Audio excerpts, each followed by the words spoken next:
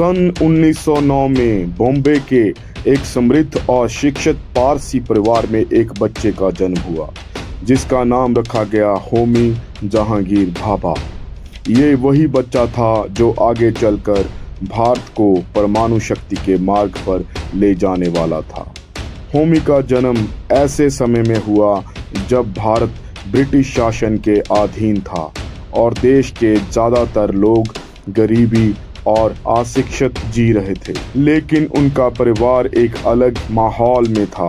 उनके पिता जहांगीर भाभा एक मशहूर वकील थे और उनका परिवार टाटा जैसी प्रभावशाली हस्तियों से जुड़ा हुआ था। इसी वजह से बचपन से ही होमी को शिक्षा, संस्कृति और कला का समृद्ध वातावरण मिला। होमी का बचपन बॉम्बे के मालाबार हिल इलाके में गुजरा। बचपन से ही उनमें पढ़ाई को लेकर गहरी रुचि थी, लेकिन केवल गणित और विज्ञान ही नहीं बल्कि कला और संगीत में भी उनकी दिलचस्पी थी। वह पेंटिंग करते थे और संगीत से भी बेहद लगाव रखते थे।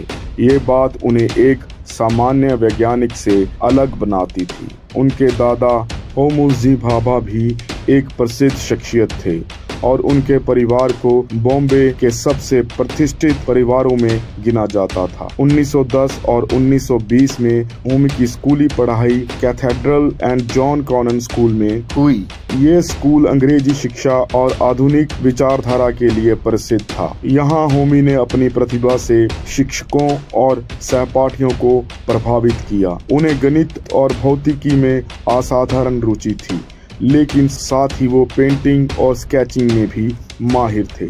सन 1927 में जब वो महज 18 साल के थे, उन्हें कैम्ब्रिज यूनिवर्सिटी इंग्लैंड जाने का मौका मिला। कैम्ब्रिज जाना उस समय भारतीय युवाओं के लिए बहुत ही बड़ी बात थी।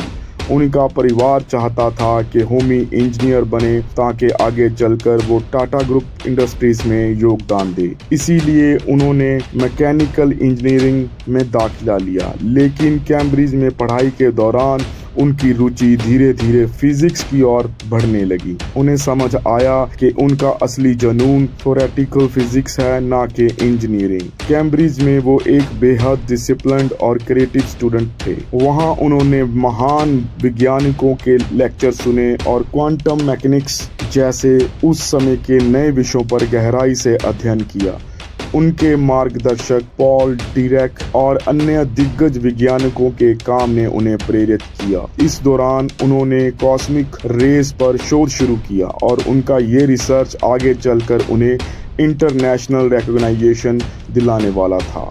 सन 1930 में उन्होंने फिजिक्स की डिग्री पूरी की और इसके बाद डॉक्टरेट के लिए काम किया। उन्होंने 1933 में कैम्ब्रिज में डॉक्टरेट पूरा किया। इसी दौरान उन्होंने भाभा स्कैटरिंग की खोज की। ये इलेक्ट्रॉन और पॉजिट्रॉन के इंटरेक्शन से जुड़ा हुआ सिद्धांत था, जिसने उन्हें अंतर्राष्ट्रीय ख्याति दिलाई। विज्ञान की दुनिया में ये एक बहुत बड़ी उपलब्धि थी। यूरोप के वैज्ञानिक समुदाय ने उन्हें एक युवा प्रतिभा के रूप में देखना शुरू किया। लेकिन फिर आया 1939 का साल, सेकेंड वर्ल्ड वॉर। दुनिया बदलने लगी। होमी उस समय छुट्टियों पर इंडिया आए हुए थे और युद्ध की वजह से वापस इंग्लैंड नहीं जा पाए। ये एक ऐसा मोड़ था जिसने भारत और दुनिया दोनों के इतिहास को बदल दिया। अगर वो इंग्लैंड लौट जाते तो शायद वो वहीं बस जाते और भारत को उनका योगदान कभी नहीं मिल पाता। लेकिन किस्मत ने उन्हें भारत में ही रोक लिया।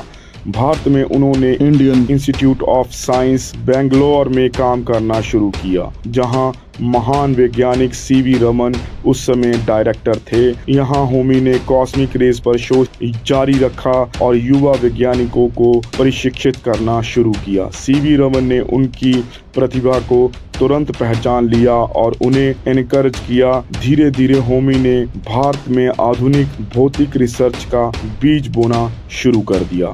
यहीं पर उन्होंने टाटा ट्रस्ट और जे.आर.डी. टाटा से मुलाकात की। जे.आर.डी. टाटा भारतीय उद्योग और विज्ञान के बड़े समर्थक थे।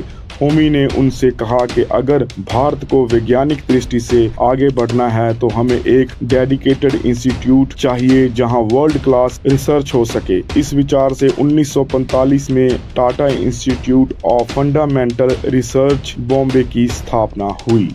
ये संस्थान आज भी भारत में विज्ञान का एक मंदिर माना जाता है। इंडिपेंडेंस के बाद 1947 में जब जवाहरलाल नेहरू प्रधानमंत्री बने तो उन्होंने भाभा की सोच को गहराई से समझा। भाभा ने नेहरू से कहा कि अगर आप भारत को एक मजबूत और आत्मनिर्भर देश बनाना है तो हमें विज्ञान और तकनीक में निवेश करना होगा, खासकर परमाणु ऊर्जा के क्षेत्र में, क्योंकि ये आने वाली सदी का भविष्य है। नेहरू जो खुद आधुनिक सोच के व्यक्ति थे और विज्ञान की शक्ति पर गहरा विश्वास रखते थे, तुरंत भाभा की बातों से सहमत हो गए। उन्होंने भाभा को देश की परमाणु नीति बनाने की पूरी जिम्मेदारी सौंप दी। ये भारत के इतिहास में एक निर्णायक पल था जहां एक वैज्ञानिक और एक राजनेता ने मिलकर देश के भविष्य की दिशा तय की। सन 1948 में atomic energy commission of India की स्थापना की गई और होमी भाभा इसके पहले चेयरमैन बने। वो जानते थे कि परमाणु ऊर्जा केवल हथियारों तक सीमित नहीं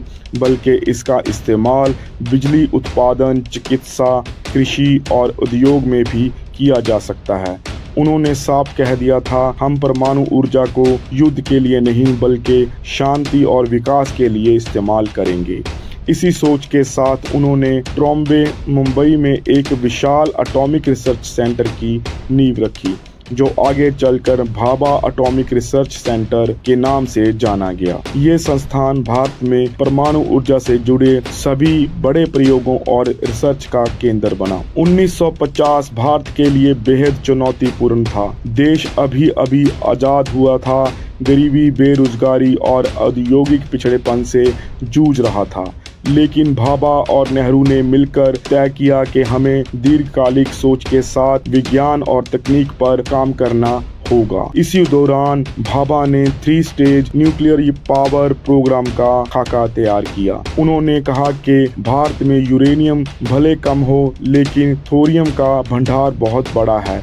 अगर हम यही ढंग से रिसर्च करें तो भविष्य में थोरियम हमारी ऊर्जा सुरक्षा की कुंजी बन सकता है। उनकी यही दूरदर्शिता आज भी विशेषज्ञों को चौंकाती है, क्योंकि उस समय थोरियम पर दुनिया में कहीं भी गंभीर रिसर्च नहीं हो रही थी। भाभा ने भारत को दशकों आगे सोचने की क्षमता दी। इस बीच वो केवल विज्ञान तक सीमित नहीं थे, उनका व्यक्तित्व बहुआयामी था। उन्हें पेंटिंग का शौक था, संगीत की गहरी समझ रखते थे और आर्किटेक्चर में भी उनकी रुचि थी। TIFR, Tata institute of fundamental research की इमारत के डिजाइन में भी उनका योगदान था। कहा जाता है कि वो चाहते थे कि रिसर्च संस्थान केवल प्रयोगशालाओं तक सीमित ना रहें बल्कि एक ऐसा वातावरण हो जहां वैज्ञानिकों को कला, संगीत और संस्कृति का भी अनुभव हो, ताकि उनकी सोच और अधिक रचनात्मक हो सके। दुनिया भी इस समय तेजी से बदल रही थी। 1945 में हिरोशिमा और नागासाकी पर गिराए परमाणु बम ने पूरी दुनिया को हिला दिया। अमेरिका और सोवियत संघ के बीच न्यूक्लियर आर्म्स रेस शुरू हो चुकी थी। ऐसे समय में भाभा भारत की छवि एक शांति प्रिय राष्ट्र के रूप में पेश कर रहे थे। उन्होंने कई अंतर्राष्ट्रीय मंचों पर भाषण दिए और भारत की परमाणु नीति को एटम्स फॉर पीस के रूप में स्थापित किया। लेकिन वो ये भी समझते थे कि भारत को अपनी सुरक्षा के लिए मजबूत रहना होगा। इसीलिए उन्होंने चुपचाप ये सुनिश्चित किया कि भारत के वैज्ञानिकों को वो ज्ञान और क्षमता मिले जिससे जरूरत पड़ने पर देश परमाणु हथियार बनाने में भी सक्षम हो सके। उन्होंने कहा था, जो देश परमाणु शक्ति को काबू करना नहीं सीखता उसे हमेशा परमाणु शक्तियों के आगे झुकना पड़ेगा। 1950 और 1960 में भाभा एक अंतर्राष्ट्रीय शख्सियत बन चुके थे। वो वियना में इंटरनेशनल एटॉमिक एनर्जी एजेंसी की बैठकों में भारत का प्रतिनिधित्व करते थे। अमेरिका और सोवियत संघ जैसे महाशक्तियों के वैज्ञानिक और राजनयिक भी उनकी प्रतिभा और दृष्टि का लोहा मानते थे। लेकिन जितने बड़े वो वैज्ञानिक थे उतने ही सरल इंसान भी थे। सहकर्मी बताते हैं कि वो वैज्ञानिक को केवल काम के लिए नहीं बल्कि इंसान के रूप में भी समझते थे। वो अपने सहयोगियों को प्रोत्साहित करते, उन्हें स्वतंत्रता देते और हमेशा कहते कि विज्ञान में सबसे बड़ी ताकत जिज्ञासा है। उनकी जिंदगी मानो विज्ञान, कला और राष्ट्र निर्माण का एक संगम थी, लेकिन किस्मत को कुछ और ही मंजूर था। 1960 होमी भाभा के करियर का सबसे निर्णायक समय था। इस दौरान भारत में औद्योगिकरण की तेज कोशिशें चल रही थी और ऊर्जा की जरूरत लगातार बढ़ रही थी। भाभा का सपना था कि भारत में परमाणु ऊर्जा से बिजली घरों का जाल बिछाया जाए ताकि गांव-गांव तक रोशनी पहुंचे और देश आत्मनिर्भर बने। साल 1962 में जब इंडिया और चाइना के बीच युद्ध हुआ तो भाभा और नेहरू दोनों को एहसास हुआ कि भारत को केवल आर्थिक ही नहीं बल्कि रक्षा के मामले में भी मजबूत होना होगा। उसी समय भाभा ने पहली बार सार्वजनिक रूप से कहा कि अगर भारत चाहे तो वो केवल 18 महीने में परमाणु बम बना सकता है। ये बयान पूरी दुनिया में सुर्खियों में आ गया। पश्चिमी शक्तियों को ये अंदाजा हो गया कि भारत किसी भी हालत में पिछड़े देशों की कतार में खड़ा रहने वाला नहीं है। नेहरू भले ही शांति और कूटनीति के पक्षधर थे, लेकिन उन्होंने भी भाभा को चुपचाप हर जरूरी संसाधन उपलब्ध कराए ताकि देश की वैज्ञानिक क्षमता मजबूत हो। इस दौर में ट्रॉम्बे का एटॉमिक रिसर्च सेंटर एक जीवंत प्रयोगशाला बन चुका था, जहां सैकड़ों युवा वैज्ञानिक काम कर रहे थे। भारत का पहला रिसर्च रिएक्टर अप्सरा पहले ही 1956 में चालू हो चुका था और 1960 तक साइरस नाम का बड़ा रिएक्टर भी काम करने लगा था। इन रिएक्टरों से न केवल बिजली उत्पादन की दिशा खुली बल्कि प्लूटोनियम जैसे तत्व भी तैयार किए जाने लगे, जो भविष्य में हथियार कार्यक्रम के लिए भी अहम साबित हो सकते थे। भाभा अब केवल भारत ही नहीं बल्कि पूरी दुनिया में father of nuclear programme in India के रूप में पहचाने जाने लगे। वो वियना में इंटरनेशनल एटॉमिक एनर्जी एजेंसी के अध्यक्ष भी बने और वहां से उन्होंने विकासशील देशों के लिए आवाज उठाई। उनका तर्क था कि परमाणु शक्ति केवल अमीर देशों की संपत्ति नहीं होनी चाहिए, गरीब और विकासशील देशों को भी इसका इस्तेमाल करने का हक है ताकि वो गरीबी और पिछड़ेपन से निकल सकें। लेकिन इसी बीच भारत को एक बड़ा झटका लगा। सन 1964 में जवाहरलाल नेहरू का निधन हो गया। भाभा नेहरू के बेहद करीब थे, उनके बीच एक गहरी दोस्ती और आपसी विश्वास था। नेहरू के बाद जब लाल बहादुर शास्त्री प्रधानमंत्री बने तो उन्होंने भी भाभा पर पूरा भरोसा जताया, मगर देश की राजनीति अस्थिर होती जा रही थी। चीन के खतरे के बाद अब पाकिस्तान से भी तनाव बढ़ने लगा था। यही वो दौर था जब भाभा और ज्यादा आक्रामक होकर परमाणु कार्यक्रम को तेजी से आगे बढ़ाने लगे। कहा जाता है कि उन्होंने गुप्त तौर पर ये सुनिश्चित किया कि भारत के पास परमाणु हथियार बनाने की तकनीकी क्षमता मौजूद हो। वो अंतर्राष्ट्रीय मंचों पर भले ही शांति की बात करते रहे, लेकिन अंदर ही अंदर भारत को हर स्थिति के लिए तैयार कर रहे थे। फिर आया सन 1966। ये वो साल था जिसने भारत को हमेशा के लिए बदल दिया। जनवरी की एक सुबह होमी भाभा जिनेवा जाने के लिए एयर इंडिया की उड़ान 101 पर निकले। विमान बॉम्बे से उड़ा और मध्य मार्ग में माउंट ब्लांक नामक बर्फ से ढकी पहाड़ी पर दुर्घटनाग्रस्त हो गया। इस दुर्घटना में विमान के सभी यात्री मारे गए, जिनमें भारत का ये महान वैज्ञानिक भी शामिल था। उनकी मौत ने पूरे देश को हिला दिया। लोग स्तब्ध रह गए कि जिस इंसान ने भारत के भविष्य का खाका खींचा था वह इतनी अचानक चला गया। लेकिन हादसे के तुरंत बाद कई तरह की अफवाहें और षड्यंत्र सिद्धांत फैलने लगे। कहा गया कि ये महज एक दुर्घटना नहीं थी बल्कि एक सोची समझी साजिश थी।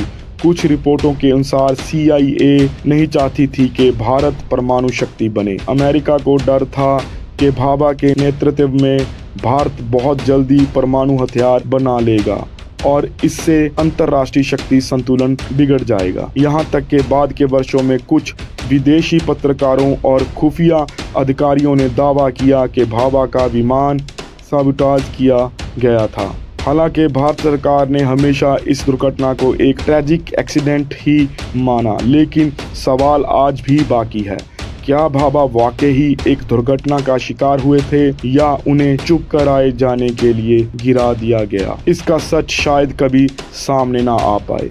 होमी भाभा के निधन के बाद भारत के परमाणु कार्यक्रम की वागडोर उनके सहयोगी विक्रम साराभाई ने संभाली। भाभा की बनाई नींव इतनी मजबूत थी कि उनके जाने के बावजूद भारत का परमाणु कार्यक्रम रुक नहीं पाया। उनकी सोच और दूरदृष्टता ने 1974 में स्माइलिंग बुद्धा नामक भारत के पहले परमाणु परीक्षण का रास्ता खोला। आज भी BRAC, Bhabha atomic research centre, TIFR, Tata institute of fundamental research और भारत का पूरा परमाणु ढांचा उनके सपनों और योजनाओं पर टिका हुआ है। होमी भाभा का नाम सुनते ही भारतवासियों की आंखों में गर्व झलकता है, क्योंकि ये वो शख्स थे जिन्होंने साबित कर दिया कि भारत गरीबी और पिछड़ेपन से निकलकर विज्ञान और तकनीक में महाशक्ति बन सकता है। उनकी जिंदगी हमें ये सिखाती है कि असली ताकत केवल हथियारों में नहीं बल्कि ज्ञान, जिज्ञासा और दूरदृष्टि में होती है, और यही होमी जे भाभा की असली विरासत है।